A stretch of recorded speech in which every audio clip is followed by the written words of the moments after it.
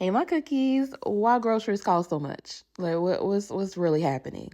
It's all good. I know we all sweating at the register, but I have some inexpensive meals that taste amazing that I'm going to drop on y'all, starting here with these tuna and potato cakes or patties, whatever you want to call them. My mom used to make these for me all the time, and I absolutely love them. I call them the po' man's crab cake because ain't no crab in it. All right, so boil some potatoes, heavily salt the water. We need that flavor. Then we're going to mash them up and allow them to cool completely to room temperature.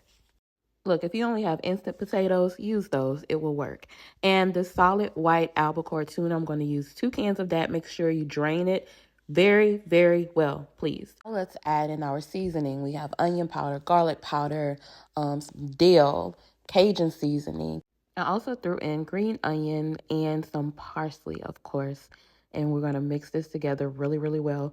Now is your time to taste it, okay? Make sure the flavor is right before you add in that all-purpose flour and beaten egg. Mix it together. Then using an ice cream scoop, I'm going to scoop out the mixture and form it into patties. Then we want to pop them in the refrigerator for 20 minutes to set. You want to fry these guys in a little bit of oil for 2 to 3 minutes per side until they're golden brown, and then serve it with some lemon juice. So good. Full recipe on coopcancook.com.